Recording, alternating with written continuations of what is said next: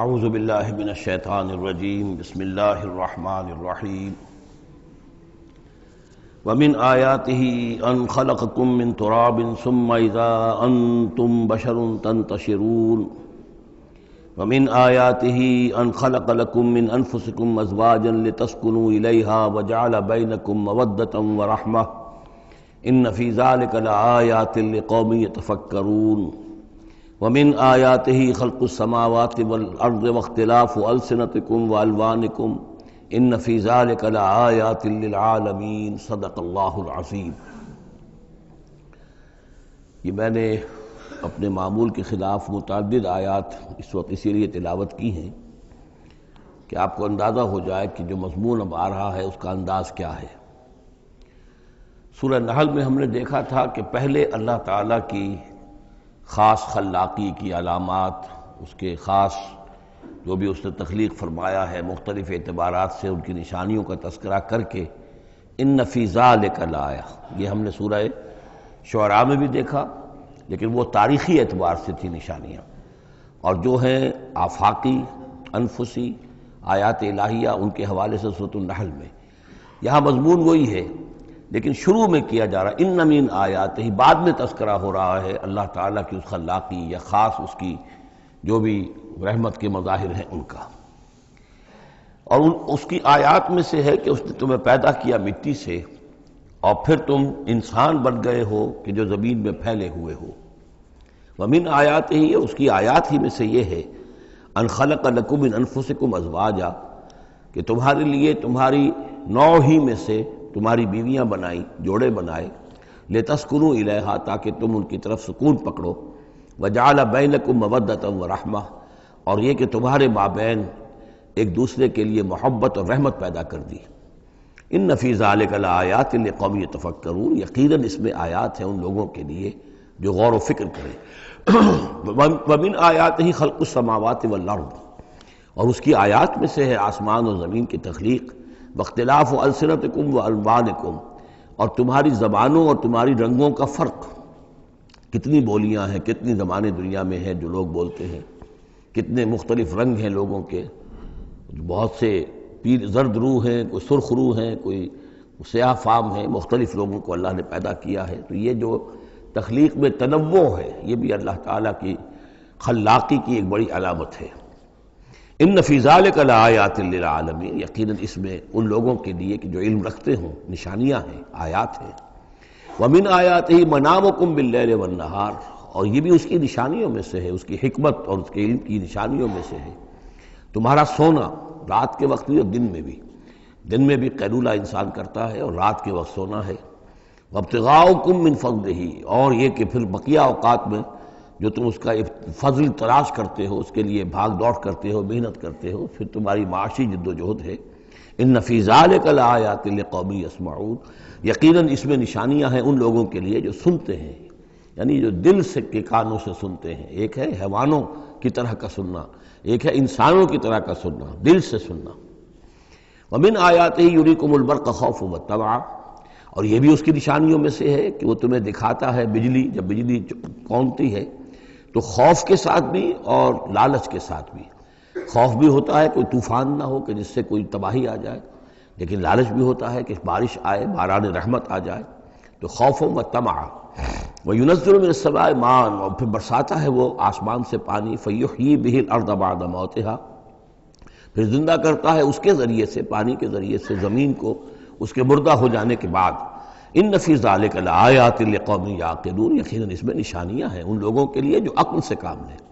ومن آیاتہ ان تقوم السماء والارض بامرہ، یہ بھی اس کی نشانیوں میں سے ہے، اس کی قدرت ہے کہ آسمان اور زمین اس کے حکم سے قائم ہیں۔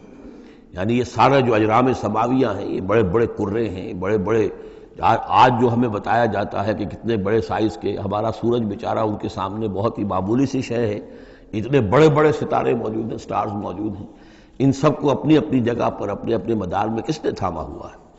ثم اذا دعاکم دعوۃ من الارض، پھر جب وہ تمہیں پکارے گا، بس ایک ہی دفعہ کا پکارنا اس کا ہوگا، تم زمین سے اذا انتم تخرجون، تم نکل پڑو گے۔ یعنی اللہ تعالیٰ کی جو شان ہے، یقول لہ کن فیکون، اسی طریقے سے اس وقت بھی اللہ کا بس ایک حکم کافی ہوگا۔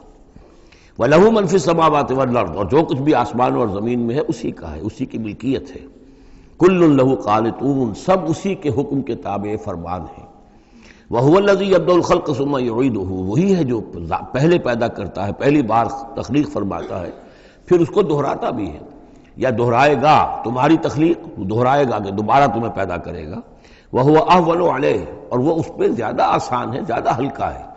یہ بات پہلے بھی عرض کر چکا ہوں کہ قرآن یہ دلیل لاتا ہے کہ کسی بھی کام کو پہلی مرتبہ کرنا مشکل ہوتا ہے، دوسری مرتبہ کرنا آسان ہے۔ ایک مرتبہ کیا ہے، اس کی جو مشکلات ہیں اس کو اس نے حل کیا ہے، دیکھا ہے، یہ ہمارا تجربہ ہے۔ پہلی مرتبہ کوئی کام کرنا مشکل ہوتا ہے، دوسری مرتبہ وہی کام کرنا نسبتاً آسان ہے۔ لیکن تمہاری سوچ الٹی ہے، تم کہتے ہو اللہ کیسے پیدا کر دے گا دوبارہ؟ بھائی اس نے پیدا کیا تمہیں پہلے یا نہیں؟ یا تو یہ کہو کہ کوئی پیدا کرنے والا ہے ہی نہیں، وہ ایک علیحدہ بات ہو جائے گی۔ لیکن جیسا کہ آپ کو معلوم ہے کہ جو اہل عرب جو مخاطب اول تھے قرآن کے، وہ اللہ کے منکر نہیں تھے۔ ابھی ہم آیات پڑھ چکے ہیں، وَلَئِن سَأَلْتَهُم مَّن خَلَقَ السَّمَاوَاتِ وَالْأَرْضَ لَيَقُولُنَّ اللَّهُ، اگر آپ ان سے پوچھیں کہ کس نے پیدا کیا آسمان اور زمین، فوراً کہیں گے کہ اللہ نے پیدا کی۔ وہ اللہ کو خالق مانتے تھے۔ تو اللہ نے تمہیں پہلی مرتبہ اگر پیدا کیا ہے تو پھر دوسری مرتبہ تمہارا پیدا کرنا اس کے لیے بھاری کیوں ہو؟ وَهُوَ أَهْوَنُ عَلَيْهِ، بلکہ جو بھی اصول ہے اس کے مطابق تو اسے اس کے لیے زیادہ آسان ہونا چاہیے، اور ہے بالفعل وہ اس کے لیے آسان ہے۔ وَلَهُ الْمَثَلُ الْأَعْلَىٰ، اور اس کی بڑی بلند شانیں ہیں۔ اصل میں مثال کا لفظ استعمال ہوا، مثلا کی مثال، لیکن اللہ تعالیٰ کے لیے چونکہ کوئی مثال کا لفظ بھی استعمال کرنا زیادہ موضوع ہماری سمجھ میں نہیں ہے، تو اس کو ترجمہ بہتر ہے کہ شان، اس کی بہت بلند شان ہے۔ وَلَهُ الْمَثَلُ الْأَعْلَىٰ فِي السَّمَاوَاتِ وَالْأَرْضِ، آسمانوں اور زمین میں۔ وَهُوَ الْعَزِيزُ الْحَكِيمُ، اور یقیناً وہ زبردست ہے، کمال حکمت والا۔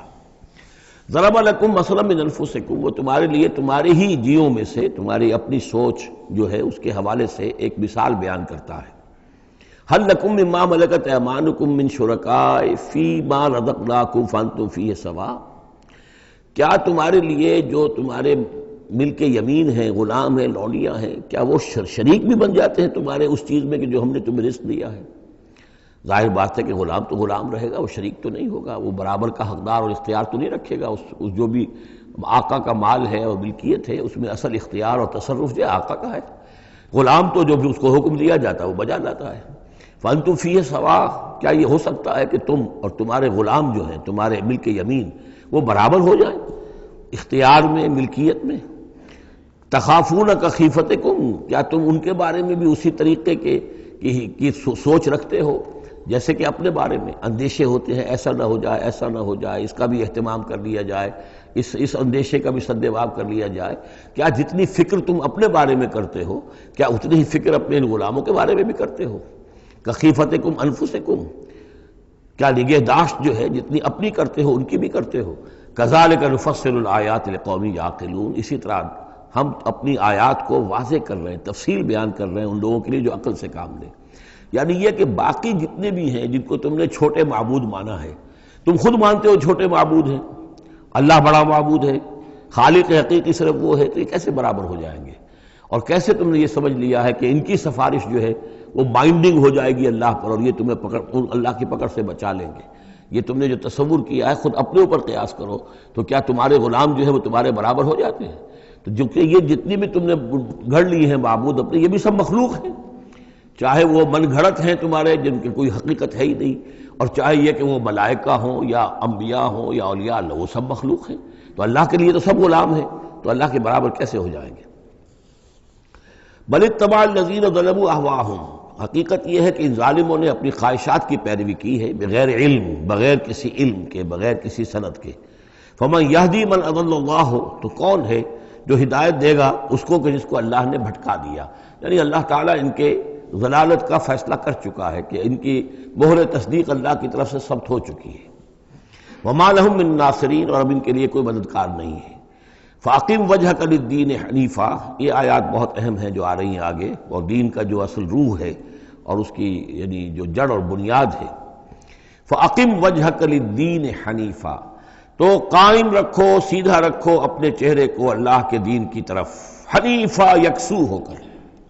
یہ توحیدی شان ہو کہ میری اطاعت، ان صلاتی و نسکی و محیایا و مماتی للہ رب العالمین، جیسے حضرت ابراہیم نے فرمایا تھا انی وجہت وجہی للذی فطر السماوات والارض حنیفا وما انا من المشرکین، اب ہر چہار طرف سے اپنی توجہات کو کاٹ کر ذات باری تعالیٰ پر مرکوز کرو۔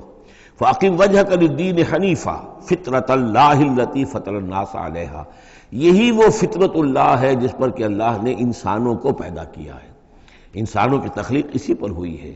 ہر بچہ جو ہے نسل انسانی کا وہ فطرت سلیمہ لے کر آتا ہے، بعد میں اس میں جو گڑبڑ ہوتی ہے اس کے ماحول کی وجہ سے، اس کے والدین جو بھی اس کو سکھا پڑھا دیتے ہیں، جیسا کہ حدیث ہے کل مولود یولد علی الفطرہ، ہر بچہ جو پیدا ہوتا ہے وہ فطرت پر پیدا ہوتا ہے، وہ فطرت اسلام ہے، وہ فطرت اللہ کے دین کی ہے، وہ فطرت اللہ ہے۔ فَأَبَوَاهُ يُهَوِّدَانِهِ أَوْ يُمَجِّسَانِهِ أَوْ يُنَصِّرَانِهِ، یہ تو پھر اس کے ماں باپ ہیں جو اسے یہودی یا نصرانی یا مجوسی بنا دیتے ہیں۔ تو یہاں فرمایا فطرت اللہ التي فطر الناس علیہا، لا تبدیل لخلق اللہ، اللہ کی خلق میں، اللہ کی تخلیق میں کوئی تبدیلی نہیں ہو سکتی۔ ذالک الدین القیم، بس یہی دین ہے قائم رہنے والا سیدھا دین۔ ولکن اکثر الناس لا یعلمون، لیکن اکثر لوگ علم نہیں رکھتے۔ منیبین الیہ، تو فاقم وجہک للدین حنیفا، اسی کے ساتھ کنٹینویشن سمجھیے، منیبین الیہ، اور چونکہ پہلے واحد کے صیغے میں تھا تو حضور سے خطاب تھا، لیکن جیسا کہ میں نے آپ کو بتایا ہے کہ حضور سے خطاب بھی ہوتا ہے ان مکی صورتوں میں، تو گویا کہ امت سے ہو رہا ہے، تو یہاں وہ جمع کا صیغہ ہو گیا کہ اپنے چہرے اللہ کے دین کی طرف یکسو ہو کر سیدھے کر لو، منیبین الیہ، اسی کی طرف رجوع کرتے ہوئے، واتقوہ، اور اس سے ڈرو، واقیموا الصلاۃ ولا تکونوا من المشرکین، اور نماز قائم کرو، اور دیکھو مشرکین میں سے نہ ہونا، من الذین فرقوا دینہم، جنہوں نے اپنے دین کو پھاڑ ڈالا۔ فرق جو ہے کاٹ دینا، توڑ دینا، کل فرق کا طود العظیم فرقنا بکم البحر، یاد کرو جب کہ ہم نے تمہارے ساتھ سمندر کو پھاڑ دیا تھا، وَإِذْ فَرَقْنَا بِكُمُ الْبَحْرَ فَأَنْجَيْنَاكُمْ وَأَغْرَقْنَا آلَ فِرْعَوْنَ وَأَنْتُمْ تَنظُرُونَ۔ فرق کیا ہے؟ پھاڑ دینا۔ دین کو پھاڑ دینا، توڑ دینے کے معنی کیا ہیں؟ اطاعت ایک حصے میں اللہ کی، ایک حصے میں کسی اور کی، وہ زندگی پھٹ گئی، اب یہ زندگی منتشر ہو گئی، اطاعت آپ کی منتشر ہو گئی۔ اطاعت صرف اللہ کی ہو، فَدْعُوهُ مُخْلِصِينَ لَهُ الدِّينَ، پکارو اس کو لیکن اسی کے لیے اپنے دین کو خالص کرتے ہوئے، ساری اطاعت اسی کی، یا اس کی اطاعت کے تابع کسی کی اطاعت ہو سکتی ہے، مثلا والد کی اطاعت ہے، والدین کی اطاعت ہے، اساتذہ کی اطاعت ہے، حکمرانوں کی اطاعت ہے، اگر وہ اللہ کی اطاعت کے خلاف نہ ہو، اللہ کی اطاعت کے اندر اندر ہے کوئی حرج نہیں، جس کی چاہو بات مانو، والدین کی مانو، اساتذہ کی مانو، اپنے پیروں کی مانو، جس کی چاہو مانو، حکام کی مانو، بشرطے کہ اس سے اللہ تعالیٰ کا کوئی حکم نہ ٹوٹتا ہو۔ لا طاعت لمخلوق فی معصیت الخالق، مخلوق میں سے کسی کی اطاعت نہیں کی جائے گی جس سے خالق کی نافرمانی لازم آتی ہو، بس یہ قانون ہے۔ تو من الذین فرقوا دینہم، کہ جنہوں نے اپنے دین کے ٹکڑے ٹکڑے کر دیے، وکانوا شیعا، وہ خود ان کو ایک ایک ٹکڑا لے کر علیحدہ ہو گئے، کل حزب بما لدیہم فرحون، اور ان میں سے ہر جماعت جو ہے جو کچھ ان کے پاس ہے اسی پر وہ اترا رہی ہے، اسی کے اوپر مگن ہے، کسی نے کچھ لے لیا ہے دین کا حصہ، کسی نے کوئی دین کا حصہ لے لیا ہے۔ وَإِذَا مَسَّ النَّاسَ ضُرٌّ دَعَوْا رَبَّهُمْ مُنِيبِينَ إِلَيْهِ، اور جب انسانوں کو کوئی تکلیف پہنچتی ہے، سختی پہنچتی ہے، تو وہ پکارتے ہیں اللہ کو، اپنے رب کو، اسی کی جانب رجوع کرتے ہوئے۔ ثم اذا اذاقهم منه رحمة، پھر جب اللہ تعالیٰ انہیں اپنی رحمت کا مزہ چکھاتا ہے، اذا فریق منهم بربهم یشرکون، تو ان کی ایک جماعت اور ان کا ایک گروہ جو ہے اپنے رب کے ساتھ شرک کرنے لگتا ہے۔ لیکفروا بما آتیناکم، تاکہ کفر کریں ان چیزوں کے ساتھ جو ہم نے انہیں دی ہیں، یعنی ہماری دی ہوئی شے ہے، رزق ہماری ہے، لیکن اس کو وہ کفر کے لیے استعمال کر رہے ہیں۔ فتمتعوا، اچھا ٹھیک ہے، جو بھی تمہیں فائدہ اٹھانا اٹھا لو، چند دن کی زندگی ہے، بالآخر تو تمہیں ہمارے پاس آنا ہے، یہ تمہارا طرز عمل جو ہے وہ اسی مہلت کے اندر اندر جو تم چاہو کرو، فسوف تعلمون، پھر یہ کہ عنقریب تمہیں معلوم ہو جائے گا کہ اصل حقیقت کیا ہے۔ کلا سوف تعلمون ثم کلا سوف تعلمون، ایک وقت آئے گا جب کہ اصل حقائق جو ہے وہ منکشف ہو جائیں گے۔ ام انزلنا علیہم سلطانا فہو یتکلم بما کانوا بہ یشرکون، کیا ہم نے ان کے اوپر کوئی ایسی سند اتاری ہے جو ان سے یہ کہہ رہی ہو اور ان چیزوں کی تصدیق کر رہی ہو کہ جن کے یہ شرک کر جس کو شریک کر رہے ہیں، یعنی کوئی آسمانی کتاب آئی ہو جس نے انہیں یہ بتایا ہو۔ اب یہاں دیکھیں لفظ یتکلم آیا، جو بات کرتی ہو ان سے، یہی لفظ ہے جو کہ علامہ اقبال نے قرآن کے لیے استعمال کیا ہے، مثل حق پنہا ہم پیداستو زندہ و پائندہ و گویاستو۔ یہ قرآن جو ہے خود کلام کرتا ہے، آپ اس سے گفتگو تو کیجئے، یہ آپ سے کلام کرے گا، آپ سے بات کرے گا۔ تو پوچھا گیا یہ کہ ام انزلنا علیہم سلطان فہو یتکلم بما کانوا بہ یشرکون، تو کیا ہم نے ان کے اوپر کچھ سند اتاری ہے جو ان سے گفتگو کرتی ہو، جس نے انہیں یہ بتایا ہو کہ یہ شرک کرو، یہ بھی اللہ کے ساتھ شریک ہے، اور یہ بھی اللہ کے ساتھ شریک ہے، اور یہ بھی اللہ کے ساتھ شریک ہے۔ وَإِذَا أَذَقْنَا النَّاسَ رَحْمَةً فَرِحُوا بِهَا، اور جب ہم لوگوں کو اپنی رحمت کا مزہ چکھاتے ہیں تو پھر وہ بڑے اتراتے ہیں، فخر کرتے ہیں، پھولے نہیں سماتے۔ وَإِن تُصِبْهُمْ سَيِّئَةٌ، اور اگر کہیں کوئی تکلیف آ جاتی ہے، مصیبت آ جاتی ہے، بِمَا قَدَّمَتْ أَيْدِيهِمْ، اور وہ آتی بھی ہے ان کے اپنے ہاتھوں کے کرتوتوں کے باعث، جو ان کے ہاتھوں نے آگے بھیجا ہوتا ہے، اذا ہم یقنطون، تو وہ بالکل مایوس ہو جاتے ہیں، ان کی اور آس توڑ کر بیٹھ جاتے ہیں، ان کی کمر ٹوٹ جاتی ہے۔ اولم یروا ان اللہ یبسط الرزق لمن یشاء ویقدر، کیا وہ دیکھتے نہیں ہیں کہ اللہ تعالیٰ ہی ہے کہ جو رزق کو کھول دیتا ہے، پھیلا دیتا ہے، کشادہ کر دیتا ہے جس کے لیے چاہتا ہے، ویقدر، اور ماپ تول کر دینے لگتا ہے، راشننگ کر دیتا ہے، یعنی تھوڑا تھوڑا دیتا ہے جس کو چاہتا ہے۔ ان فی ذلک لآیات لقوم یؤمنون، یقیناً اس میں نشانیاں ہیں ان لوگوں کے لیے جو مانتے ہیں، جو ماننے والے ہیں، جو یقین کرنا چاہیں۔ فآت ذی القربى حقہ، تو اپنے قرابت دار کو اس کا حق ادا کرو، والمسکین، اور مسکین کو بھی، وابن السبیل، اور مسافر کو بھی۔ ذالک خیر للذین یریدون وجہ اللہ، یہی بہتر روش ہے ان لوگوں کے حق میں جو اللہ کی رضا چاہتے ہیں، اللہ کا چہرے کے طالب ہیں۔ وَأُولَٰئِكَ هُمُ الْمُفْلِحُونَ، اور یقین یہی لوگ ہیں کہ جو فلاح پانے والے ہیں۔ وَمَا آتَيْتُم مِّن رِّبًا لِيَرْبُوَ فِي أَمْوَالِ النَّاسِ، یہ آیت میں نے کوٹ کی تھی جب ہم سورہ بقرہ کی آیات پڑھ رہے تھے۔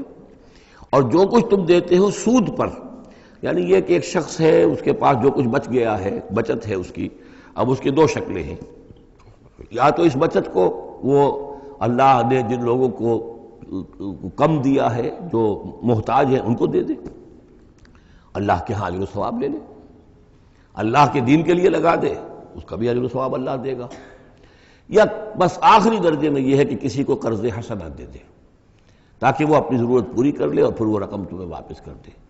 اس سے آگے تم یہ چاہو کہ میں یہ اپنا مال جو ہے کہیں اور انویسٹ کروں، کوئی اور آدمی محنت کرے، اس کی محنت سے جو اس کی محنت سے بڑھوتری ہوگی تو آپ کو بھی اس میں سے حصہ مل جائے۔ اور اس کی بدترین شکل جو ہے پھر یہ ہے کہ سود کے اوپر رقم دی، اور وہ یہ ہے کہ آپ اس میں سے بغیر اس کے کہ آپ کوئی محنت کر رہے ہوں یا کوئی مشقت کر رہے ہوں، اس کی جو ہے آپ کو، جس کو نفع کہہ رہے ہیں آج کل، وہ سود آپ کو ملتا چلا جائے۔ تو یہاں ان کو مقابلے میں لائے ہیں، یعنی بچت جو ہے آپ کی، سیونگز جو ہیں آپ کی، یہ گویا کہ سرپلس ویلیو ہے اسلام کے نقطہ نگاہ سے، یہ عفو ہے، اس کو خرچ کر دینا چاہیے۔ ایمان کا تقاضا یہ ہے، یسألونک ماذا ينفقون قل العفو، وہ اللہ کے لیے، اللہ کے دین کے لیے، محتاجوں کے لیے، غرباء کے لیے صرف کر دیا جائے۔ لیکن یہ ہے کہ اتنی ہمت نہیں ہے کہ صدقہ دے دیا جائے، تو پھر یہ کہ قرض حسن دیا جائے، یا یہ کہ کسی اور شکل کے اندر جو ہے وہ کسی آدمی کی مدد کر دی جائے، تو یہ ساری چیزیں ہیں۔ لیکن آخری شکل جو ہے اسلام میں، یہ بھی جو بعد میں پھر شریعت کے احکام مدون ہوئے ہیں، تو ایک صورت دی گئی ہے کہ آپ مزاربت پر دے دیں۔ مزاربت یہ ہے کہ آپ کا وہ جو رقم ہے وہ کوئی اور شخص کام کرے گا، اگر تو کوئی نفع ہو جائے تو کچھ آپ بھی لے لیں اور کچھ وہ لے لیں، نقصان ہو جائے تو سارا نقصان آپ برداشت کریں گے، جس کے پاس وہ سرپلس منی تھی، اس کا کوئی تاوان جو ہے وہ جو عامل ہے اس کے اوپر نہیں آئے گا۔ یہ تو تفاصیل بات کی ہیں، لیکن اصل میں جو قرآن مجید سامنے لاتا ہے وہ ہے صدقات اور انفاق فی سبیل اللہ ورسس سود، ربا، کہ کوئی شخص اپنی بچت کا مصرف کیا بناتا ہے، وہ بچت دیتا ہے اللہ کی رضا حاصل کرنے کے لیے، آخرت کا اجر و ثواب حاصل کرنے کے لیے، یا بچت کو انویسٹ کر کے اور دنیا ہی میں کمانا چاہتا ہے۔ یہ دو ذہنیتیں ہیں جو ایک دوسرے سے بالکل مختلف ہیں اور متضاد ہیں۔ فما آتیتم من ربا، تو جو کچھ تم دیتے ہو سود پر تاکہ وہ بڑھے، لیربو فی اموال الناس، تاکہ وہ بڑھے لوگوں کے مال میں، فلا یربو عند اللہ، اللہ کے ہاں اس میں کوئی بڑھوتری نہیں ہوتی۔ وما آتیتم من زکوٰۃ، اور جو تم زکوٰۃ دیتے ہو، یعنی اس طریقے سے صدقہ ہے، خیرات ہے، تریدون وجہ اللہ ہے، اور اس سے تم چاہتے ہو اللہ کی رضا، اللہ کا چہرہ، مراد وہی اللہ کی رضا، فاولئک ھم المضعفون، یہ لوگ ہیں جو اپنی جو بچت ہے اس کو دگنا کر رہے ہیں، یعنی یہاں اللہ کے لیے دیا ہے تو وہاں 10 گنا ملے، 700 گنا ملے، اس سے بھی زیادہ ملے، لیکن یہ ہے لوگ کہ جو در حقیقت اللہ تعالیٰ کی رضا بھی انہیں حاصل ہوگی۔ اللہ الذی خلقکم ثم رزقکم ثم یمیتکم ثم یحییکم، اللہ ہی ہے جس نے تمہیں پیدا کیا، پھر تمہیں رزق دیا، پھر وہ تمہیں مارے گا، پھر وہ تمہیں زندہ کرے گا۔ حل من شرکائکم من یفعل من ذلکم من شیء، کیا تمہارے شریکوں میں سے بھی کوئی ہے جس کے بارے میں تمہارا گمان تک ہو کہ وہ یہ کام کرتے ہیں؟ کیا لات عزیٰ منات یہ کرتے ہیں یہ کام؟ کوئی بھی ان کے عقیدے میں ایسی بات موجود نہیں تھی۔ وہ تو ہؤلاء شفعاؤنا عند اللہ کہتے تھے کہ ہمارے شفیع ہیں، بس ہمارے سفارشی ہیں۔ سبحانہ، اللہ پاک ہے، وتعالی، اور بہت بلند و بالا ہے، عما یشرکون، اس شرک سے جو یہ کر رہے ہیں۔ ظہر الفساد فی البر والبحر بما کسبت ایدی الناس، بحر و بر میں فساد رونما ہو چکا ہے بسبب اس کمائی کے کہ جو لوگوں کے ہاتھوں نے کی ہے۔ یہ آیت جتنی آج روشن ہو کر پورے دنیا کے افق کے اوپر جو ہے یوں سمجھیے کہ نمایاں ہو رہی ہے، شاید جس وقت نازل ہوئی تھی اتنی نمایاں اس وقت بھی نہ ہو، اس لیے کہ اس وقت پوری دنیا کا کیا اندازہ تھا، لوگوں کو بہت کم اندازہ تھا، پوری دنیا کی وسعت کا اندازہ بھی نہیں تھا۔ آج جس طریقے سے فساد رونما ہو چکا ہے پوری زمین میں، اور جس طرح کے تصادم ہیں، جس طرح کے مقابلے ہو رہے ہیں، جس طرح کی بد امنیاں ہیں، جس طرح کے فسادات ہیں، تو ظاہر الفساد فی البر والبحر، بر و بحر میں فساد رونما ہو چکا ہے بما کسبت ایدی الناس، لوگوں کی اپنے ہاتھوں کی کمائیوں کے باعث، لیذیقہم بعض الذی عملوا، اور یہ اس لیے ہے کہ اللہ تعالیٰ انہیں ان کے بعض اعمال کا مزہ چکھائے، یعنی بعض الذی عملوا، اگر سارے اعمال کا اللہ تعالیٰ یہیں پر اگر سزا دینی شروع کر دے تو کوئی آدمی بچے ہی نہ، ما بقا علی ظہرہ دابہ، تو کوئی بھی ایک بھی انسان نہ رہے زمین کے اوپر، لیکن کچھ اللہ تعالیٰ جو ہے وہ عذاب دیتا ہے، لعلہم یرجعون، تاکہ یہ لوٹیں پھریں، سوچیں، غور کریں، توبہ کریں، رجوع کریں۔ یہ جو کچھ ہو رہا ہے اس وقت وہ اس لیے ہے کہ انسان ہوش میں آئے، یہ آج ہمارے ساتھ کیوں ہو رہا ہے، کس وجہ سے ہو رہا ہے، خاص طور پہ مسلمان سوچیں کیوں ہم ذلیل و خوار ہیں آج، کیوں ذلیل کہ کل تک نہ تھی پسند گستاخی فرشتہ ہماری جناب میں، کیا وجہ ہے؟ اے اللہ، ہم سے تو وعدہ تیرا تھا، انتم الاعلون ان کنتم صادقین، ان کنتم مؤمنین، تم ہی بلند سر بلند ہوگے اگر تم مومن ہوئے، ہمارا یہ حال کیوں ہے؟ اگر ہم یہ سوچیں گے تو نتیجے پر پہنچیں گے کہ اس لیے کہ ایمان نہیں ہے ہمارے پاس، یا دوسرا وجہ یہ ہے کہ ہم نے دین کے حصے بکھرے کر دیے ہیں۔ افتؤمنون ببعض الکتاب وتکفرون ببعض فما جزاء من يفعل ذلك منكم الا خزي في الحیاۃ الدنیا ویوم القیامۃ یردون الی اشد العذاب۔ تو جب آپ سوال کریں گے قرآن سے تو قرآن آپ کو جواب دے گا، لیکن ان چیزوں پر بھی غور کریں، سوچیں، تو جب تک اللہ تعالیٰ کی طرف سے کوئی مہلت ملی ہوئی ہے، کوئی بڑا عذاب آنے سے پہلے، یہ آیت نوٹ کر لیجیے، 41 نمبر آیت ہے، اس لیے کہ 60 آیتیں ہیں سورہ روم کی۔ اس سورہ مبارکہ کی مناسبت مضامین کے اعتبار سے ہے، اس کے بعد سورہ لقمان ہے، پھر سورہ سجدہ ہے۔ سورہ سجدہ کی جو آیتیں ہیں وہ 30 ہیں، اور 21ویں آیت اس کی جو ہے اس کے لگ بھگ ہے، جب ہم پڑھیں گے تو ان کے اندر مناسبت محسوس ہوگی۔ ان 4 صورتوں میں ایک عجیب بات ہے کہ یہ پہلی صورت سورہ عنکبوت، اس کے مضامین کی مناسبت جوڑا اس کا جو وہ 30ویں صورت ہے سورہ لقمان، اور دوسری صورت یہ سورہ روم، اس کا جوڑا جو ہے وہ سورہ سجدہ ہے۔ ان کے مضامین کی مناسبت اس اعتبار سے، اور چاروں نے مل کر ایک سب گروپ کی شکل اختیار کی ہے، جیسے وہ 4 تھی جو اس سے پہلے ہم پڑھ چکے ہیں۔ ظہر الفساد فی البر والبحر بما کسبت ایدی الناس لیذیقہم بعض الذی عملوا لعلہم یرجعون قل سیروا فی الارض فانظروا کیف کان عاقبۃ الذین من قبل، کہیے ان سے زمین میں گھومو پھرو اور دیکھو کیسا انجام ہوا ان کا جو تم سے پہلے تھے۔ کان اکثرہم مشرکین، ان کی اکثریت مشرکوں پر مشتمل تھی۔ فاقم وجہک للدین القیم، دوبارہ اپنے چہرے کو سیدھا رکھو دین قیم کی طرف، اللہ کے دین کی طرف، من قبل ان یاتی یوم لا مرد لہ من اللہ، اس سے پہلے کہ وہ دن آ جائے کہ جسے پھر اللہ کی طرف سے لوٹانے والا کوئی نہیں ہوگا، یعنی اس سے پہلے کہ وہ دن آ جائے اللہ کے حکم سے کہ جس کو لوٹانے والا کوئی نہیں ہوگا۔ یومئذ یصدعون، اس دن یہ تقسیم ہو جائیں گے، پھٹ جائیں گے، علیحدہ علیحدہ ہو جائیں گے۔ کس طرح ہو جائیں گے؟ کیا پولرائزیشن ہوگی؟ من کفر فعلیہ کفرہ، جس نے کفر کیا ہوگا اس کے کفر کا سارا وبال اسی پر آئے گا۔ ومن عمل صالحا فلانفسہم یمہدون، اور جو لوگ جنہوں نے عمل کام کیے تھے، اچھے عمل کیے تھے، تو ظاہر بات ہے کہ انہوں نے اپنے ہی لیے یہ بستر بچھایا تھا، جو اعمال انہوں نے کیے تھے، تو گویا کہ اس وقت علیحدہ علیحدہ ہو جائیں گے، دودھ کا دودھ پانی کا پانی۔ لیجزی الذین آمنوا وعملوا الصالحات من فضلہ، تاکہ اللہ تعالیٰ بدلہ دے اہل ایمان کو جنہوں نے نیک عمل کیے تھے اپنے فضل سے۔ انہ لا یحب الکافرین، یقیناً وہ کافروں کو پسند نہیں کرتا۔ ومن آیاتہ، اور اس کی نشانیوں میں سے یہ بھی ہے ان یرسل الریاح مبشرات، کہ وہ بھیجتا ہے ہواؤں کو جو بشارت لے کر آتی ہیں، وَلِيُذِيقَكُم مِّن رَحْمَتِهِ، اور تاکہ پھر وہ اپنی رحمت سے تمہیں کو حصہ دے، تمہیں مزہ چکھائے تو اپنی رحمت کا، یعنی باران رحمت کا، وَلِتَجْرِيَ الْفُلْكُ بِأَمْرِهِ، اور تاکہ سمندر کے اندر جو جہاز چلے اور کشتیاں چلیں وہ بھی اس کے حکم سے، وَلِتَبْتَغُوا مِن فَضْلِهِ، اور تاکہ ان کشتیوں پر سفر کر کے تم اللہ کا فضل تلاش کرو، وَلَعَلَّكُمْ تَشْكُرُونَ، اور تاکہ تم شکر کرو۔ وَلَقَدْ أَرْسَلْنَا مِن قَبْلِكَ رُسُلًا إِلَىٰ قَوْمِهِمْ، اور اے نبی آپ سے پہلے بھی ہم نے رسول بھیجے ان اپنی اپنی قوموں کی طرف، فَجَاءُوهُم بِالْبَيِّنَاتِ، تو وہ لے کر آئے ان کے پاس واضح نشانیاں، معجزات اور واضح تعلیمات۔ فَانْتَقَمْنَا مِنَ الَّذِينَ أَجْرَمُوا، پھر ہم نے انتقام لیا مجرموں سے، وَكَانَ حَقًّا عَلَيْنَا نَصْرُ الْمُؤْمِنِينَ، اور یہ تو ہمارے ذمے تھا کہ ہم اپنے اہل ایمان بندوں کی مدد کریں۔ یعنی یہی ہوا ہے، حضرت نوح اور ان کے ساتھی بچا لیے گئے، حضرت ہود اور ان کے ساتھی بچا لیے گئے، حضرت صالح اور ان کے ساتھی بچا لیے گئے۔ اللہ الذی یرسل الریاح فتثیر سحابا، اللہ ہی ہے کہ جو ہوائیں چلاتا ہے، فتثیر، پھر وہ ہوائیں جو ہیں اٹھاتی ہیں بادلوں کو، فیبسطہ فی السماء، پھر اللہ تعالیٰ ان بادلوں کو پھیلا دیتا ہے فضا کے اندر، کیف یشاء، جیسے بھی وہ چاہتا ہے، ویجعلہ کسفا، پھر ان کو کر دیتا ہے تہ برتہ، یہ مضمون پہلے بھی آ چکا ہے، پھر ان کو تہ برتہ کرتا ہے۔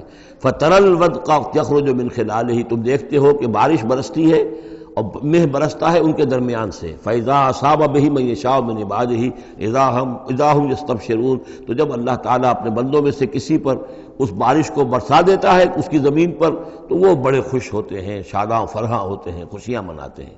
وَإِنْ كَانُوا مِنْ قَبْلِ، اور اس سے پہلے اگرچہ وہ تھے، ان ينزل علیہم من قبل ہی، کہ اس سے پہلے کہ یہ ان پر بارش برسائی گئی ہوتی، لمبلسین، یقیناً بہت ہی نا امید تھے، یقیناً اس سے پہلے مایوس ہو چکے تھے کہ اچانک گھٹا آئی، بشارت آئی، بارش برسی، اب وہ خوش ہو گئے، خوشیاں منا رہے ہیں۔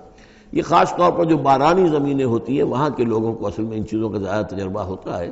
عام طور پر جہاں آرٹیفیشل اریگیشن ہے تو وہاں یہ نیچرل فنومینا اور اس کے ساتھ یہ نفسیاتی کیفیات اتنی نہیں ہوتی جتنی کہ بارانی زمینوں میں ہوتی ہے۔ فانظر الی آثار رحمت اللہ، تو دیکھو اللہ کی اپنی اللہ کی رحمت کے جو آثار ہیں، نشانیاں ہیں، اس کو دیکھو۔ کیف یحیی الارض بعد موتہا، کیسے وہ زندہ کرتا ہے زمین کو اس کے مردہ ہو جانے کے بعد۔ ان ذالک لمحیی الموتیٰ، وہی ہے جو زندہ کرتا ہے، جو زندہ کرے گا مردوں کو۔ وہو علی کل شیء قدیر، اور یقیناً وہ ہر چیز پر قادر ہے۔ ولئن ارسلنا ریحا، اور اگر ہم بھیجیں کوئی ایسی ہوا، جھکڑ بھیج دیں اس کھیتی کے اوپر، وہ کھیتی کو تباہ و برباد کر دے، فراؤ مصفرا، اور دیکھیں کہ وہ کھیتی تو پیلی پڑ گئی، زرد پڑ گئی، کوئی ایسا آ گیا، کوئی باد سرسر کا جھونکا آ گیا، کیا ہوا؟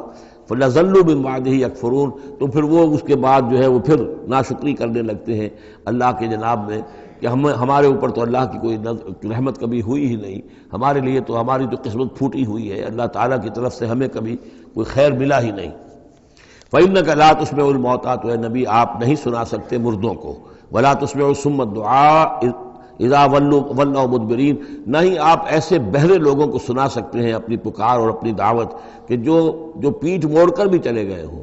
یعنی بہرا جو ہے اگر آپ کے آمنے سامنے رو در رو ہے تو کم سے کم اشاروں کے نائوں میں کوئی بات اسے سمجھائی جائے، لیکن یہ لوگ جو ہیں یہ تو ایسے بہرے ہیں کہ جو ساتھ ہی پیٹھ موڑ کر چل بھی دیے ہیں، لہذا آپ کوئی شکل نہیں ہے کہ آپ اپنی دعوت اور جو بھی ابلاغ و تبلیغ ہے اس کا ان کے اوپر کوئی اثر پیدا کر سکیں۔ وَمَا أَنْتَ بِهَادِ الْعُمْيِ عَنْ ضَلَالَتِهِمْ، اسی طرح آپ اندھوں کو ان کی گمراہی اور ان کی ضلالت سے، بھٹکنے سے آپ بچا نہیں سکتے، ہدایت نہیں دے سکتے۔ ان تسمعوا الا من یؤمن، آپ نہیں سنا سکتے مگر انہی کو جو مانتے ہیں، بے آیاتنا، ہماری آیات کو، فہم مسلمون، بس وہ ہماری فرما برداری اختیار کرتے ہیں۔ اللہ الذی خلقکم من ضعف، وہ اللہ ہی ہے جس نے تمہیں بنایا کمزوری سے، یعنی جب تم پیدا ہوتے ہو تو بہت کمزور ہوتے ہو، ثم جعل من بعد ضعف قوۃ، پھر تمہاری اس کمزوری کے بعد اللہ تعالیٰ تمہیں قوت عطا فرماتا ہے، جوانی آتی ہے، آدمی کڑیل جوان بنتا ہے، پھر اس کے ثم جعل من بعد قوت ضعفا، پھر قوت کے بعد پھر ضعف آ جاتا ہے، پھر یہ ادھیڑ عمر ہوئی اور قوا کے اندر جو ہے اضمحلال پیدا ہونا شروع ہوا، پھر بڑھاپا آ گیا، وشیبہ، اور پھر یہ کہ سفید بال ہو جاتے ہیں۔ یخلق ما یشاء، اللہ تعالیٰ پیدا کرتا ہے، تخلیق فرماتا ہے جو چاہتا ہے، وہو العلیم القدیر، اور یقیناً وہ سب کچھ جاننے والا اور ہر شے پر قدرت رکھنے والا ہے۔ وَيَوْمَ تَقُومُ السَّاعَةُ يُقْسِمُ الْمُجْرِمُونَ، اور جس دن قیامت قائم ہوگی قسمیں کھائیں گے یہ مجرم، ما لبثوا غیر ساعۃ، نہیں رہے وہ سوائے ایک گھنٹے کے، ایک گھڑی کے، بس ایک گھڑی رہے دنیا میں اور یا اس عالم برزخ میں، اس سے زیادہ نہیں۔ کذالک کانوا یؤفکون، جس طرح اس وقت ان کے جو ہے ہوش ٹھکانے نہیں ہوں گے، اسی طرح وہ دنیا میں بھی اچک لیے جاتے تھے، یعنی حقیقت کو نہیں سمجھتے تھے، حقیقت کو نہ تسلیم کرتے تھے نہ مانتے تھے۔ وقال الذین اوتوا العلم، اور کہیں گے وہ لوگ کہ جن کو کہ علم حاصل تھا، جو صاحب شعور تھے، والایمان، اور جن کو ایمان حاصل تھا، لقد لبثتم فی کتاب اللہ الی یوم البعث، اے بدبختو تم رہے ہو اللہ کے حساب اور اللہ کی کتاب کے مطابق یوم بعث تک۔ یہ سارا تم ایک گھنٹہ جسے کہہ رہے ہو، یہ عالم برزخ تھا، بڑا طویل برزخ کا عالم تھا۔ اب ظاہر بات ہے جو انسان آج سے 5000 پہلے مر چکا ہے، 5000 برس تو اس کے برزخ میں پہلے گزر چکے ہیں، ابھی یہ کہ اور کتنا وقت آنا ہے، تو وہ کہیں گے اہل ایمان یہ تو اصل میں عالم برزخ کا وقفہ تھا۔ فہذا یوم البعث، اور اب جو تمہاری آنکھ کھلی ہے تو یہ ہے یوم بعث، یہ یوم قیامت ہے، یہ اٹھنے کا دن ہے۔ وَلَٰكِنَّكُمْ كُنتُمْ لَا تَعْلَمُونَ، لیکن یہ کہ تم علم نہیں رکھتے تھے، تم نے ان چیزوں کو نظر انداز کر دیا تھا، ان کے بارے میں غور کرنا ہی پسند نہیں کیا تھا۔ فَيَوْمَئِذٍ لَا يَنفَعُ الَّذِينَ ظَلَمُوا مَعْذِرَتُهُمْ، تو آج پھر جن لوگوں نے ظلم کیا، زیادتی کی، گناہ کی زندگی بسر کی، اب ان کو کوئی فائدہ نہیں پہنچائے گی ان کا معذرت کرنا، عذر تراشنا، بہانے بنانا اور معافیاں مانگنا کام نہیں آئے گا۔ وَلَا هُمْ يُسْتَعْتَبُونَ، نہ ہی انہیں یہ موقع دیا جائے گا کہ وہ توبہ کریں، اب وہ وقت گزر چکا۔ دنیا میں موقع تھا جب تک موت نہیں آئی تھی، معلم یغرغر، جب تک کہ موت کے آثار شروع نہیں ہوئے ان کے لیے توبہ کا موقع تھا، لیکن اب انہیں یہاں پر توبہ کا موقع نہیں دیا جائے گا، ان کی توبہ جو ہے اب قبول نہیں ہوگی۔ وَلَقَدْ ضَرَبْنَا لِلنَّاسِ فِي هَذَا الْقُرْآنِ مِنْ كُلِّ مَثَلٍ، ہم نے تو لوگوں کے لیے اس قرآن میں ہر طرح کی مثالیں بیان کر دیں، ہر انداز میں سمجھا دیا۔ ایک پھول کا مضمون ہو تو 100 رنگ سے باندھیں، ہم نے یہ ہر طریقے سے بات جو ہے واضح کر دی ہے۔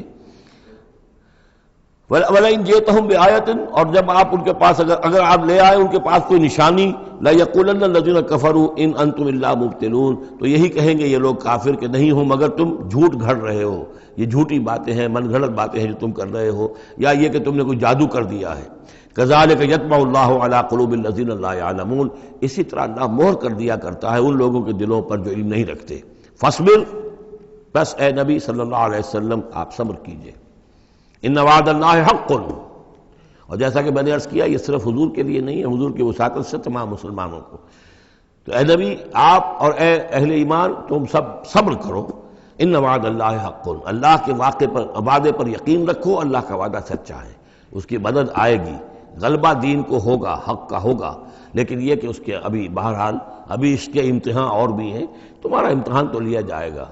احسب الناس ان یترکوا ان یقولوا آمنا وهم لا یفتنون، پھر سورہ بقرہ کی وہ آیت ذہن میں لائیے، وَلَنَبْلُوَنَّكُمْ بِشَيْءٍ مِّنَ الْخَوْفِ وَالْجُوعِ وَنَقْصٍ مِّنَ الْأَمْوَالِ وَالْأَنفُسِ وَالثَّمَرَاتِ، یہ اللہ امتحان تو لے گا، لیکن اللہ کے وعدے پر پختہ یقین رکھو۔ ان وعد اللہ حق ولا يستخفنك الذين لا يوقنون، اور دیکھنا کہیں وہ لوگ جو یقین نہیں رکھتے تمہیں ہلکا نہ کر دیں، یعنی تمہارے ان کا دباؤ جو ہے تم برداشت نہ کر سکو اور تم پیچھے ہٹ جاؤ، کو پسپائی اختیار کر لو۔ اس کے معنی کیا ہوئے؟ بڑے بودے نکلے، بڑے کمزور نکلے۔ دیکھنا کہیں ایسا نہ ہو کہ یہ تمہارے دشمن، یہ مشرک، یہ کافر جو دباؤ ڈال رہے ہیں، کہیں تمہارا بودا پن ظاہر ہو جائے اور وہ تمہیں ہلکا کر کے رکھ دیں۔ اس کی بجائے جمے رہو، ڈٹے رہو، کوہ ہمالیہ کی طرح کھڑے رہو، اور اللہ تعالیٰ کے دین کے لیے جو تن من دھن لگا رہے ہو اسی طریقے سے لگاتے رہو، بالآخر اللہ تعالیٰ تمہیں نجات دے گا، دنیا میں بھی آخرت میں بھی۔ سورۃ لقمان، بسم اللہ الرحمن الرحیم، الف لام میم، تلک آیات الکتاب الحکیم۔ اس سورہ مبارکہ کی ابتدائی آیات جو ہیں وہ سورہ بقرہ کی ابتدائی آیات سے بہت مشابہ بھی ہیں، اور دوسرے یہ کہ اس میں ایک لطیف فرق ہے، وہ بھی آپ کے سامنے آ جائے گا۔ تلک آیات الکتاب الحکیم ھدی ورحمۃ للمحسنین الذین یقیمون الصلاۃ ویؤتون الزکاۃ وہم بالآخرۃ ہم یوقنون اولئک علی ھدی من ربہم واولئک هم المفلحون۔ پانچویں آیت تو یہاں ہے وہی پانچویں آیت ٹھیک سورہ بقرہ کی ہے، اولئک علی ھدی من ربہم واولئک هم المفلحون۔ پہلی آیت الف لام میم یہاں ہے، پہلی آیت الف لام میم سورہ بقرہ کی بھی ہے۔ نوٹ کیجئے کہ وہاں آیا تھا ھدی للمتقین، یہ تقوی والوں کے لیے، جن میں کوئی حق کی طلب ہے، جو چاہتے ہیں نیک راستے پر چلنا، جن میں طلب ہدایت ہے، ان کے لیے ہدایت ہے۔ یہاں ایک لفظ کا اضافہ کیا، اگلی منزل چونکہ بیان ہو رہی ہے، ہدی و رحمتن للمحسنین، یہ جو بلند ترین منزل ہے، جو احسان کے مقام تک پہنچ جائیں، ان کے حق میں یہ صرف ہدایت ہی ہدایت نہیں، رحمت بھی ہے۔ تو یہاں تقابل اگر کریں گے، الف لام میم ذالک الکتاب لا ریب فیہ ھدی للمتقین، یہاں فرمایا تلک آیات الکتاب الحکیم، یہ ایک بڑی حکمت بھری کتاب کی آیات ہیں، اور یہ ہدایت ہے اور رحمت ہے محسنین کے حق میں۔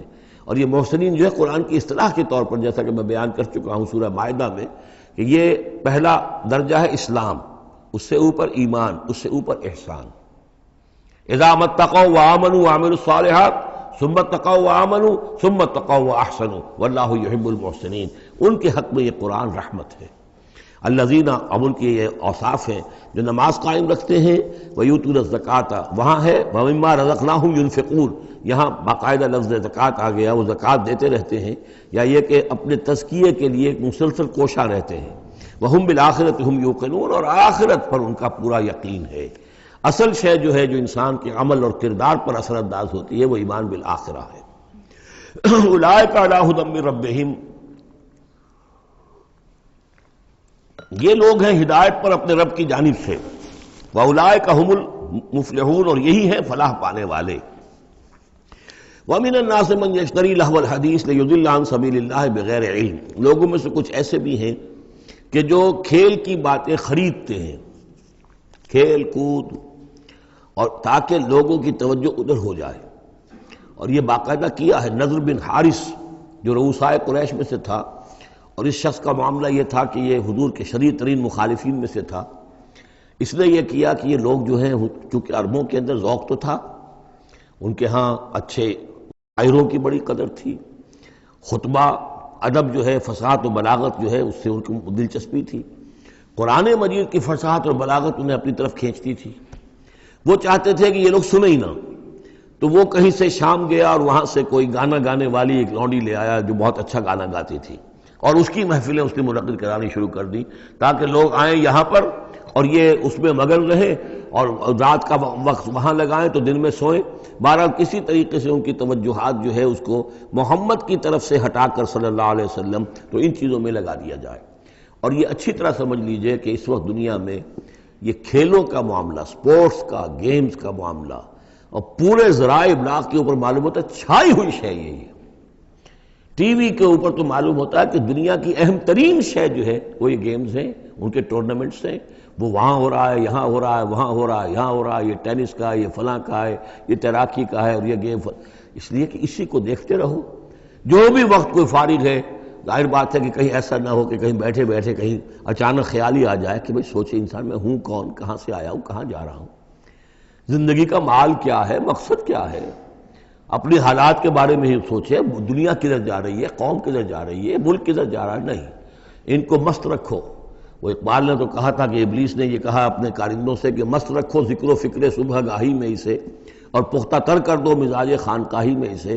اس سے اگلی بات ہے کہ جو آج دنیا کے ابلیسوں نے جو ایجاد کی ہے، کہ یہ کھیل کود، اسی طریقے سے یہ ایکٹرز، یہ ڈرامے، اور پھر ان کے ایکٹرز اور ایکٹریسز کی زندگیاں، اور ان کے جو بھی سکینڈلز ہوں، جس طریقے سے کہ ان کو دنیا میں پھیلایا جا رہا ہے تاکہ وہ نوجوان نسل بھی بس ان دلچسپی میں پڑی رہے، تو یہ ہے اصل میں وہ فلسفہ۔ وَمِنَ النَّاسِ مَن يَشْتَرِي لَهْوَ الْحَدِيثِ، کھیل کود کی چیزیں خریدتے ہیں وہ لوگ، لِيُضِلَّ عَن سَبِيلِ اللَّهِ، تاکہ اللہ کے راستے سے گمراہ کریں، بغیر علم، بغیر علم کے۔ وَيَتَّخِذَهَا هُزُوًا، اور اللہ تعالیٰ کا جو معاملہ ہے اس کو یہ ہنسی ٹھٹا بنا دیں۔ اولئک لہم عذاب مہین، یہ وہ لوگ ہیں کہ جن کے لیے اہانت آمیز عذاب ہے۔ وَإِذَا تُتْلَىٰ عَلَيْهِ آیاتنا وَلَّىٰ مُسْتَكْبِرًا، اور جب اسے سنائی جاتی ہیں ہماری آیات تو وہ ولّا، اپنی کمر پیٹھ موڑ کر چل دیتا ہے، مستکبرًا، استکبار کرتے ہوئے، کأن لم یسمعها، جیسے کہ اس نے سنی ہی نہیں، کأن فی اذنیہ وقرا، گویا کہ اس کے کانوں میں کوئی ثقل ہے، بوجھ ہے، اس نے سنا ہی نہیں کیا محمد نے سنایا ہے۔ فبشرہ بعذاب علیم، یہ سارا جو ہے یہ اس نضر بن حارث کے لیے یہ آیات نازل ہوئی ہیں۔ تو اے نبی، اس شخص کو دردناک عذاب کا آپ کی بشارت دے دیجئے۔ ان الذین آمنوا وعملوا الصالحات لہم جنات النعیم، یقیناً وہ لوگ جو ایمان لائے اور جنہوں نے نیک عمل کیے ان کے لیے نعمتوں بھرے باغات ہیں، خالدین فیہا، جس میں وہ ہمیشہ ہمیش رہیں گے۔ وعد اللہ حقا، یہ اللہ کا وعدہ ہے جو سچا ہے، پختہ ہے، اٹل ہے، حتمی ہے، یقینی ہے۔ وہو العزیز الحکیم، اور وہ زبردست ہے، حکمت والا۔ خلق السماوات بغیر عمد ترونہا، اس نے آسمان بنا دیے بغیر ستونوں کے جو تمہیں نظر آتے ہوں۔ وَأَلْقَى فِي الْأَرْضِ رَوَاسِيَ أَن تَمِيدَ بِكُمْ، اور اس نے زمین میں ایسے لنگر ڈال دیے ہیں کہ تمہیں لے کر ایک طرف کو لڑک نہ جائے، جھک نہ جائے۔ وَبَثَّ فِيهَا مِن كُلِّ دَابَّةٍ، اور اس میں ہر طرح کے جانور جو ہے پھیلا دیے ہیں۔ وَأَنزَلْنَا مِنَ السَّمَاءِ مَاءً، اور اس نے اتارا ہے آسمان سے پانی۔ فَأَنبَتْنَا فِيهَا مِن كُلِّ زَوْجٍ كَرِيمٍ، اور اس میں ہر طرح کے جو ہے جوڑے نباتات کے اس نے پیدا کر دیے ہیں، ہر طرح کے۔ آپ کو معلوم ہے کہ ان کی بھی فیملیز ہوتی ہیں، یہ سٹرس فیملی ہے اور یہ فلاں فیملی ہے، اس طریقے سے اللہ تعالیٰ نے ان کے بھی خاندان بنائے ہوئے۔ ھذا خلق اللہ فارونی ماذا خلق الذین من دونہ، یہ تو ہے اللہ کی تخلیق، تم بھی مانتے ہو کہ اللہ نے بنایا، پھر ذرا مجھے دکھاؤ کیا چیز بنائی ہے انہوں نے جو اس کے سوا معبود تم نے بنا لیے ہیں۔ بل الظالمون فی ضلال مبین، ظاہر ہے کہ ایسے ان کے عقیدے میں بھی یہ بات نہیں تھی۔ یہ دوسری بات ہے کہ وہ متوجہ نہیں ہوتے تھے، جو کچھ کر رہے ہیں اس کا کبھی تجزیہ نہیں کرتے تھے، لیکن یہ ہے کہ یہ ظالم جو ہے یہ کھلی گمراہی میں پڑے ہوئے ہیں۔ اب جو دوسرا رکوع آ رہا ہے سورہ مبارکہ کا، یہ ہمارے اس منتخب نصاب کا ایک اہم درس ہے، اور یہ منتخب نصاب کا پہلا حصہ ہے جو جامع اسباق، سورۃ العصر، پھر آیت البر، تیسرا سبق یہ ہے، اس لیے کہ اس میں بھی وہ انسان کی نجات کے لیے جو چیزیں لازم ہیں وہ سب کی سب ان کا ایک اسکیلیٹن سمجھیے، اس کا جو ہے ایک خاکہ جو ہے، بلو پرنٹ اس کے اندر بھی آ گیا ہے۔ اور یہ اصل میں ایک ایسے شخص کی مثال ہے جو نہ خود نبی تھے نہ کسی نبی کے پیروکار تھے، لیکن وہی جو بات میں نے بارہا آپ سے عرض کی ہے کہ سلیم الطبع انسان، سلیم الفطرت انسان، اور سلیم العقل انسان، فطرت کج نہ ہوئی ہو، پرورٹڈ نہ ہو، اور انسان کی عقل جو ہے اس کے اوپر پردے نہ پڑ گئے ہوں، تو انسان کچھ حقائق تک خود پہنچ جائے گا چاہے کسی نبی کی دعوت اس تک نہ پہنچی ہو۔ وہ مقام کیا ہے کہ وہ پہچان لے گا کہ اس کائنات کا ایک خالق ہے، وہ اکیلا ہے، وہی اس کا مدبر ہے، وہی چلا رہا ہے، وہ تمام صفات کمال سے بتمام کمال متصف ہے۔ پھر یہ کہ اس نے جو ہمیں پیدا کیا ہے تو زندگی صرف یہ زندگی نہیں ہے بلکہ کوئی اور زندگی بھی ہوگی، اس کے پاس لوٹنا بھی ہوگا، ہم اس کی طرف جائیں گے اور پھر ہمیں اپنے اعمال کا محاسبہ وہاں پر فیس کرنا ہوگا اور جزا و سزا ہوگی۔ یہاں تک انسان پہنچ سکتا ہے، یعنی ایمان ابھی نہ کہیے، ایمان تو تصدیق کو کہتے ہیں، ایمان کا لفظ تو ہوتا ہے جبکہ نبی کی دعوت کی تصدیق کی جائے تو لفظ ایمان ہے، لیکن یوں سمجھیے کہ معرفت یا حکمت، معرفت اور حکمت کے یہ دو سٹیشنز ایسے ہیں کہ جس تک انسان پہنچ جاتا ہے بغیر وحی کی رہنمائی کے، اگر اس کی فطرت سلیم ہے، اس کی عقل سلیم ہے۔ اس کے بعد وہ سوال کرتا ہے، یہی میں نے سورہ فاتحہ میں آپ کو بتایا تھا کہ سورہ فاتحہ دعا ہے، لیکن کس شخص کی دعا ہے؟ عام آدمی کی دعا نہیں ہے، وہ ہمیں تلقین تو کی گئی ہے، نماز میں ہم وہی پڑھتے ہیں، لیکن اس میں پیش نظر کیا ہے کہ ایک شخص جو اپنی سلامتی طبع، سلامتی فطرت، سلامتی عقل سے یہاں تک تو پہنچ گیا کہ الحمدللہ رب العالمین الرحمن الرحیم مالک یوم الدین ایاک نعبد، یہاں تک تو وہ پہنچ گیا ہے۔ اے رب پھر تیری ہی بندگی کرنی چاہیے، تیری ہی مرضی پر چلنا چاہیے، لیکن تیری مرضی کس شے میں ہے یہ ہمیں معلوم نہیں، تو کس چیز سے راضی ہوتا ہے، کس سے ناراض ہوتا ہے یہ ہمیں معلوم نہیں، تیری بندگی کیسے کریں یہ ہمیں معلوم نہیں۔ تو اس سے آگے پھر ہے وہ جو اہدنا الصراط المستقیم، ایاک نعبد و ایاک نستعین اہدنا الصراط المستقیم۔ تو ایسی ایک شخصیت تھی حضرت لقمان کی، جہاں تک روایات ہیں ان سے معلوم ہوتا ہے کہ یہ حبشی النسل تھے۔ نوبیا ایک جگہ ہے کہ جو سوڈان اور یوں سمجھیے کہ مصر کے تقریباً درمیان یا سرحد پر ہے، وہاں یہ رہتے تھے اور کارپینٹر تھے، لیکن یہ کہ اللہ تعالیٰ ذہانت جس کو بھی چاہے دے دے، لیکن ان کے اندر اللہ تعالیٰ نے وہ ذہانت بھی دی تھی، اور وہ سلامتی فکر، سلامتی عقل، سلامتی فطرت، سلامتی قلب، اس کے نتیجے میں وہ اس چیز تک پہنچ گئے تھے، توحید تک۔ اور اس کے ساتھ ہی یہ ہے کہ اعمال انسان کے جو ہیں وہ ضائع جانے والے نہیں ہیں، ان کا کوئی نہ کوئی بدلہ مل کر رہے گا۔ باقی یہ کہ جو چیزیں وہی سے معلوم ہوتی ہیں، جنت دوزخ، وہ تو ان کے تذکرہ نہیں ملے گا اس کے اندر، جو چیزیں، اور کسی رسول کا تذکرہ بھی نہیں ملے گا، اس لیے کہ وہ کسی رسول کے امتی ہوتے تو تذکرہ کرتے۔ یہاں انہوں نے جو اپنی ایک حکیم اور دانا انسان نے اپنے ساری عمر کے سوچ کا جو لب لباب ہے، خلاصہ ہے، حاصل ہے، وہ اپنے بیٹے کو اپنے انتقال کے وقت وصیت کی شکل میں منتقل کیا ہے، اور اس کو اللہ تعالیٰ نے قرآن میں نقل کر دیا، چونکہ ان کے اقوال کوٹ کیے جاتے تھے۔ جیسے ہم وہ تقریر کرتے ہیں تو کبھی علامہ اقبال کا حوالہ دیتے ہیں، ان کا شعر کوٹ کر دیتے ہیں، کبھی کسی اور کا، تو یہ بھی اصل میں عرب میں خطباء اور شعراء جانتے تھے کہ یہ لقمان جو ہے یہ بہت ہی حکیم اور دانا انسان تھے، اور ان کے اقوال جو ہے کوٹ کیے جاتے تھے اشعار میں بھی اور خطبات میں بھی۔ تو اللہ نے بتایا کہ دیکھو یہ لقمان بھی جو اپنی سلامتی طبع اور سلامتی فکر کی وجہ سے جہاں تک پہنچا، وہ وہی اصول ہے کہ جن کی طرف محمد تمہیں دعوت دے رہے ہیں صلی اللہ علیہ وسلم۔ وَلَقَدْ آتَيْنَا لُقْمَانَ الْحِكْمَةَ، اور ہم نے لقمان کو دانائی عطا کی۔ دانائی کا نتیجہ کیا تھا؟ انشکر للہ، کہ شکر کرو اللہ کا۔ دانائی کا تقاضا، فطرت کی سلامتی کا تقاضا کیا ہے؟ جو بھی آپ کے ساتھ بھلائی کرے اس کے لیے ایک احسان مندی کی جذبات آپ میں پیدا ہونے چاہیے۔ اگر نہیں ہو رہا ہے تو فطرت جو ہے پرورٹڈ ہے، بس ہو گئی، جو بھی بھلائی کرے۔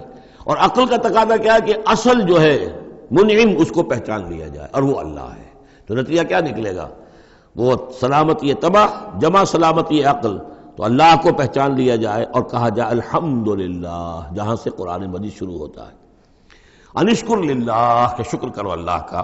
ومن یشکر فانما یشکر لنفسہ، جو کوئی بھی شکر کرتا ہے تو وہ شکر کرتا ہے اپنے ہی بھلے کے لیے، اپنے ہی فائدے کے لیے۔ ومن کفر فان اللہ غنی حمید، اور جو کفران نعمت کرتا ہے، ناشکری کرتا ہے، تو اللہ تو غنی اور حمید ہے۔ وَإِذْ قَالَ لُقْمَانُ لِابْنِهِ، اب یہاں سے حضرت لقمان کی وہ نصیحتیں ہیں جو انہوں نے اپنے بیٹے کو کی ہیں، یہاں مذکور نہیں ہے، لیکن مراد یہی ہے کہ انتقال کے وقت، جیسے کہ کوئی شخص دولت مند ہے تو وہ اپنے انتقال کے وقت اپنے بیٹوں کو، یا اگر بیٹا ایک ہی ہے تو اسے بتائے گا کس سے لینا ہے، کس کو دینا ہے، کیا حساب کتاب ہے، کہاں کہاں میرے ایسٹس ہیں۔ کوئی دفینہ ہے تو بھی بتائے گا کہ میرا وہاں فلاں جگہ پر دولت دفن ہے۔ ایک حکیم انسان کے پاس اصل شے اس کی ساری عمر کے غور و فکر کا جو حاصل ہے کہ میں نے جو کچھ سوچا ہے، میں نے جو کچھ بھی حاصل کیا ہے اپنی فطرت سلیمہ اور عقل سلیم کی رہنمائی میں، وہ میں تمہیں منتقل کر رہا ہوں۔ وَإِذْ قَالَ لُقْمَانُ لِابْنِهِ وَهُوَ يَعِظُهُ، یاد کرو جب کہ کہا لقمان نے اپنے بیٹے سے اور وہ اسے نصیحت کر رہے تھے، یا بنی لا تشرک باللہ، نمبر ایک اللہ کے ساتھ شرک مت کیجو، ان الشرک لظلم عظیم، یقیناً شرک بہت بڑا ظلم ہے، بہت بڑا ظلم ہے، سب سے بڑی ناانصافی۔ عربی زبان میں ظلم کہتے ہیں وضع الشیء فی غیر محلہ، کسی شے کو ہٹا کر اس کے اصل مقام سے ہٹا کر کہیں اور رکھ دینا، یہ ظلم ہے۔ اللہ خالق ہے تنہا، باقی سب مخلوق ہے، اب آپ نے مخلوق میں سے کسی کو اللہ کے برابر کر دیا، یا اللہ کو کسی اعتبار سے گرا کر مخلوق کی سب میں لا کے کھڑا کر دیا، تو اس سے بڑا شرک، اس سے بڑی ظلم، اس سے بڑی ناانصافی، اس سے بڑا ظلم کوئی نہیں۔ وَإِذْ قَالَ لُقْمَانُ لِابْنِهِ وَهُوَ يَعِظُهُ يَا بُنَيَّ لَا تُشْرِكْ بِاللَّهِ إِنَّ الشِّرْكَ لَظُلْمٌ عَظِيمٌ، اور اس کے بعد فوراً ہی اللہ تعالیٰ نے اپنی طرف سے ایک بات ایڈ کی ہے۔ یہ چوتھا مقام آ گیا ہے کہ جہاں اللہ کے حق کے فوراً بعد والدین کا حق۔ ظاہر بات ہے کہ حضرت لقمان کو یہ بات کچھ یعنی مناسب نہیں معلوم ہوئی کہ وہ اپنا حق بھی بیان کریں، لہذا اس کی تکمیل کر دی ہے اللہ تعالیٰ نے۔ وَوَصَّيْنَا الْإِنسَانَ بِوَالِدَيْهِ، اور ہم نے وصیت کی انسان کو اس کے والدین کے بارے میں، اور والدین میں سے بھی خاص طور پر والدہ، اس لیے کہ زیادہ مشقت وہ جھیلتی ہے، زیادہ تکلیفیں بچوں کی پرورش میں ماں کو برداشت کرنی پڑتی ہیں۔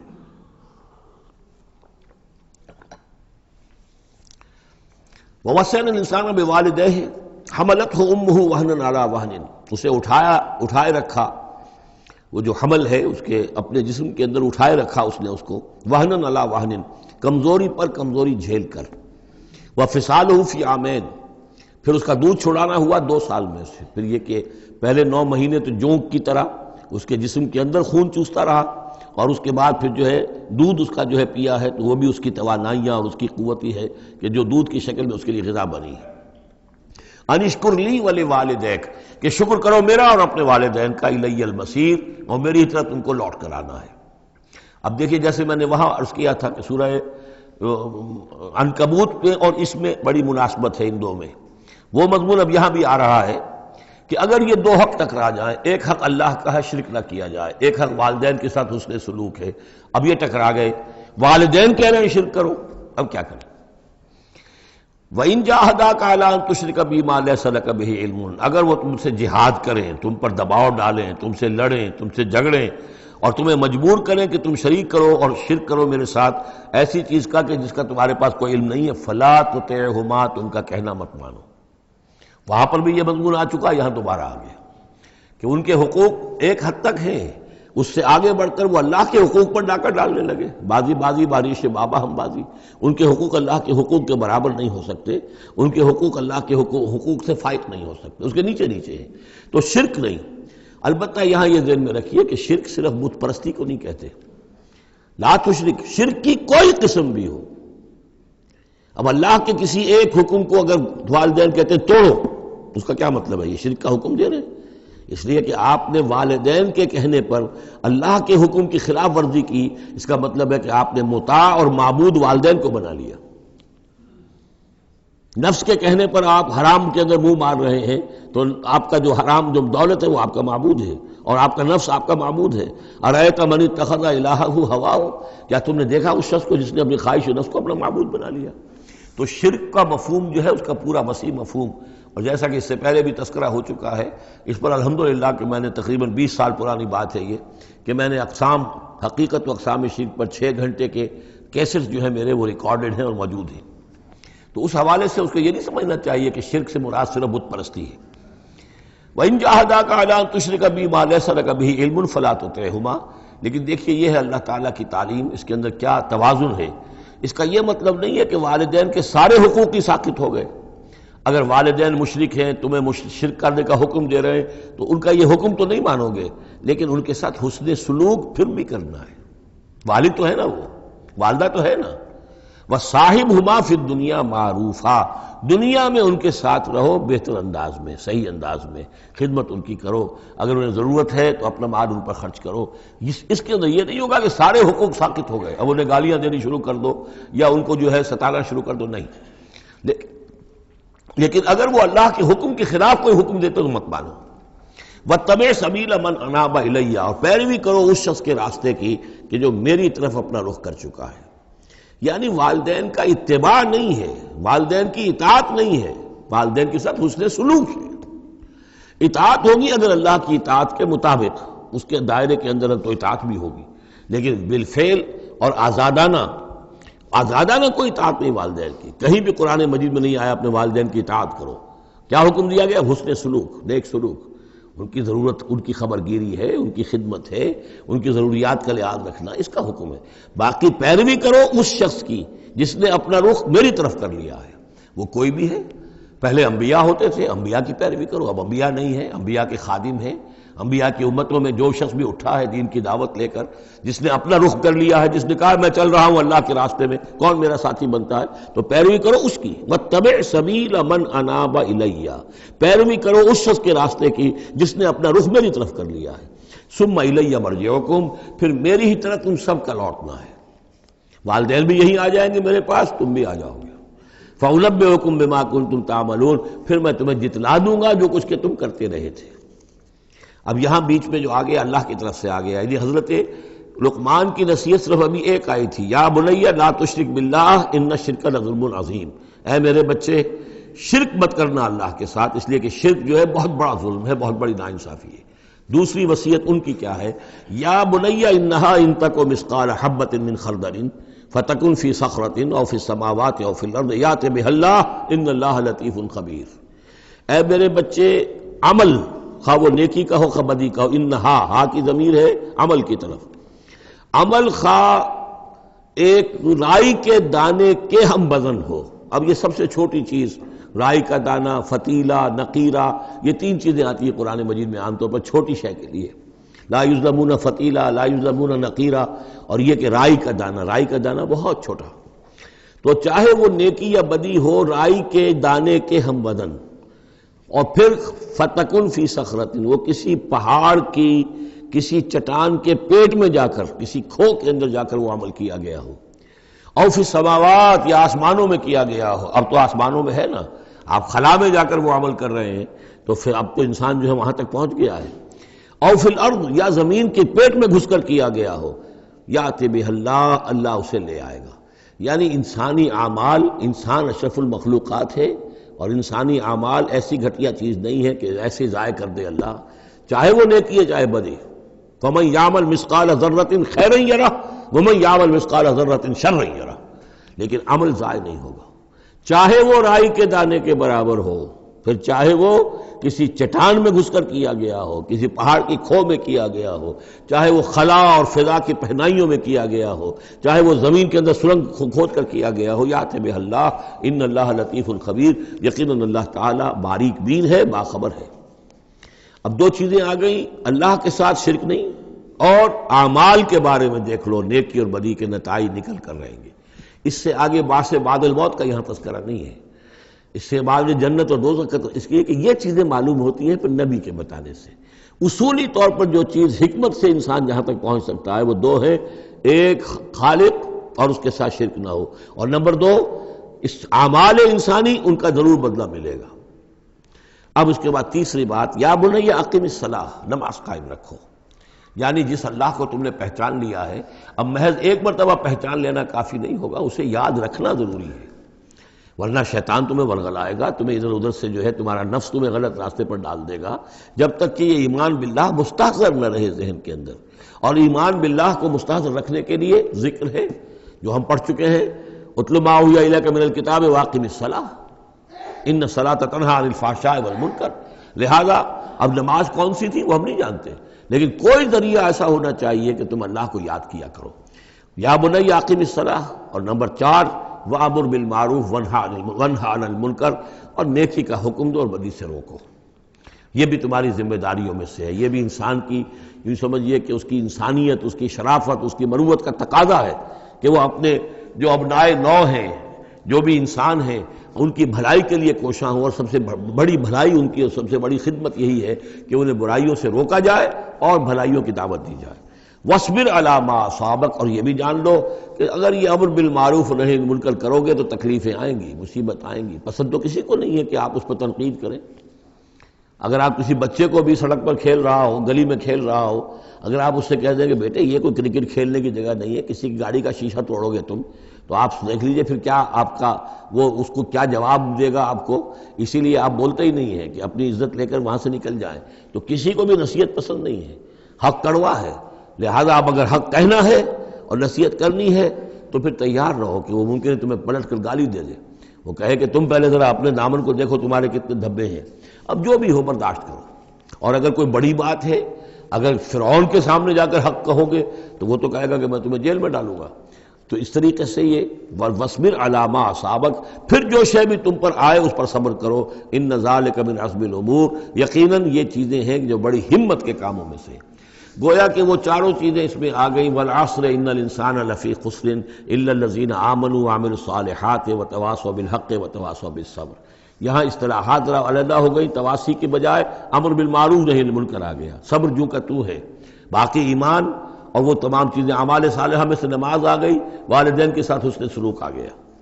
آخری دو آیتیں ہیں وَلَا تُصَعِّرْ خَدَّكَ لِلنَّاسِ، اور دیکھو اپنے گالوں کو پھلا کر مت رکھو لوگوں کے سامنے، یعنی تکبر اور غرور، اس انداز میں رہنا۔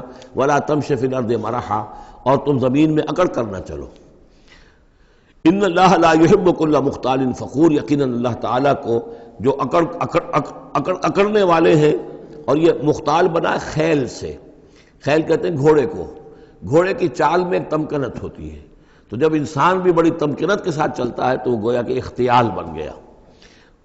لا يحب كل مختال فخور، شیخی خورے، فخر کرنے والے، اکڑنے والے اللہ کو پسند نہیں ہے۔ یہ مضمون سورہ بنی اسرائیل میں بھی آ چکا ہے۔ وَلَا تَمْشِ فِي الْأَرْضِ مَرَحًا إِنَّكَ لَن تَخْرِقَ الْأَرْضَ وَلَن تَبْلُغَ الْجِبَالَ طُولًا، تم کتنا ہی پاؤں مار کر چلو ہماری زمین کو پھاڑ نہیں سکتے، اور کتنی گردن اکڑا لو، اونچے ہو جاؤ، سینہ تان لو اور اوپر ترا بھی چڑھا لو، لیکن یہ کہ تم پہاڑوں کی اونچائی تک نہیں پہنچ سکتے۔ آخری بات فرمائی وَاقْصِدْ فِي مَشْيِكَ، اپنی چال میں میانہ روی اختیار کرو۔ یہ میانہ روی ہر اعتبار سے، چال میں بھی، خرچ میں بھی، والذین اذا انفقوا لم یسرفوا ولم یقتروا وکان بین ذلک قواما، یہ ایک میچور شخصیت کا کہ اس کے اندر ہر اعتبار سے معلوم توازن ہو، انتہا پسندی کسی بھی اعتبار سے نہ ہو۔ واقصد فی مشیک واغضض من صوتک، اور اپنی آواز کو پست رکھو۔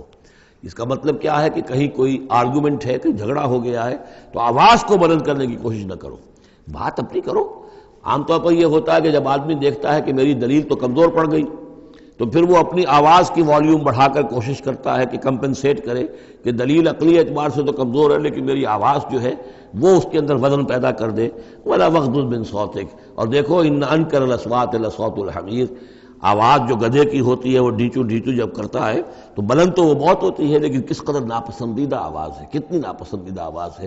تو آواز کی بلندی کوئی حسن نہیں ہے، اصل تو یہ شے ہے کہ آپ جو بات کہیں وہ وزنی ہو، وہ دلیل کے ساتھ ہو اور وہ آپ اپنی بات کو منوا سکیں اس کے حوالے سے. تو یہ ہے 8 آیات پر مشتمل جو رکوع ہے، یہ دوسرا رکوع سورہ مبارکہ کا، یہ ہمارے اس منتخب نصاب کا تیسرا سبق ہے. بارک اللہ لی ولکم فی القرآن العظیم ونفعنی وإیاکم بالآیات والذکر الحکیم.